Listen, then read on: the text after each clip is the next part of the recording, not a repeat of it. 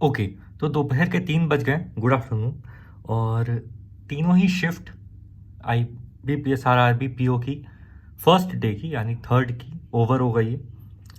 इसमें देखेंगे कि गुड अटेम्प्ट्स कितने रहे बहुत से लोगों के, और क्या रेंज में क्या एक्सपेक्ट कर सकते हैं, पेपर का क्या डिफरेंस हुआ है इस बार, सेक्शनल टाइमिंग आने से बच्चे क्या किस तरह की कमेंट्स कर रहे हैं, और जिनका एग्ज़ाम कल है उनको क्या करना चाहिए, और जिसने आज एग्ज़ाम दे लिया है उनको क्या करना चाहिए। सबसे पहले शुरू करते हैं कि अगर अटेम्प्ट्स की बात करें तो ये दूसरे चैनल ने ही डाला है, गाइडली, ये आप सबको तो नाम पता ही होगा। तो सबसे ज़्यादा जो इसके रेंज में आए हैं ये आप 41 से अबव मान सकते हो, ठीक है। बिलो 40 के सिर्फ 16% बच्चे रहे हैं थर्ड शिफ्ट में, ठीक है।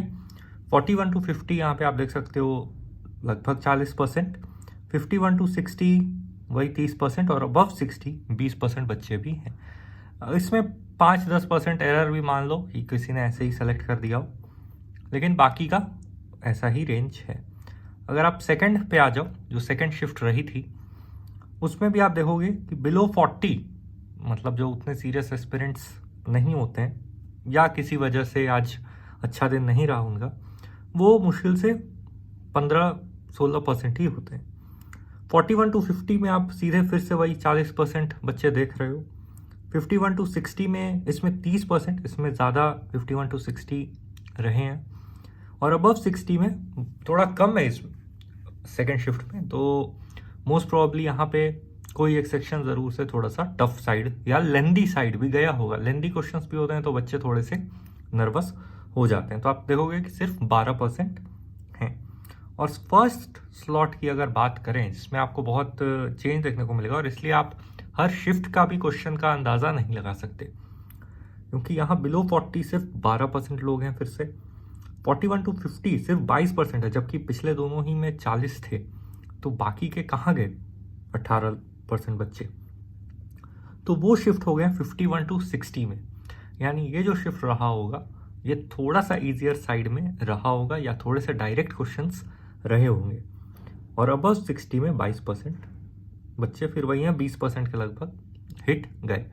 अब देखो, शिफ्ट इजी या हार्ड आने से कोई फ़र्क नहीं पड़ता है। आपको पता ही होगा कि वो जनरलाइजेशन ऑफ मार्क्स करते ही हैं। थोड़ा सा कंट्रोवर्शियल टॉपिक है वो, लेकिन वैसे ही मैनेज करना पड़ेगा, क्योंकि इतने सारे बच्चे 7-7, 8-8 लाख, 10-10 लाख बच्चे अगर पेपर देंगे तो सबका सिंगल पेपर एक बार में एक टाइम पे नहीं करवा सकते, है ना। खैर, अब आ जाते हैं कि क्या करना चाहिए। तो देखो, आप जो भी चैनल देखते हो, ज़रूरी नहीं कि एक ही देखो, आप मल्टीपल चैनल्स भी देख सकते हो। उनका इस तरह का पेपर ज़रूर देख लेना जिनके कल एग्ज़ाम है, मेमोरी बेस्ड पेपर बोलते हैं, है ना। जो आज एग्ज़ाम दिए होंगे उसमें से 2 टाइप के बच्चे होंगे। एक जो थोड़े से इंटरेस्टेड रहते हैं देखने में कि भाई एग्ज़ाम में हुआ क्या, मैंने किया तो हुआ क्या, सही आंसर क्या आया है, आंसर की क्या रहा, है ना, सही एग्जैक्ट आंसर क्या है। तो वो भी ये पेपर देख सकते हैं, क्योंकि उनका भी हिट हो जाएगा। लेकिन जो सेकंड टाइप के बच्चे हैं, यानी जिसने बोला कि भाई एग्ज़ाम दे दिया एक दिन के रेस्ट करेंगे अब कम से कम, है ना, मिनिमम, तो वो कुछ भी मत करो। RRB क्लर्क का, ऑफिस असिस्टेंट का एडमिट कार्ड, हॉल टिकट उनकी वेबसाइट पे लाइव हो गया है कल रात को ही। तो जाओ वो आराम से डाउनलोड करो, अपनी नेक्स्ट डेट देख लो।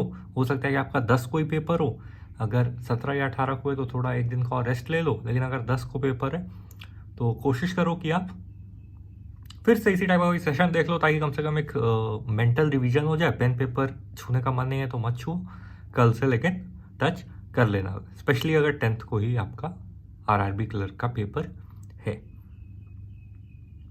ठीक है, इतना ही रखते हैं, और नेक्स्ट अपडेट के साथ फिर मिलेंगे।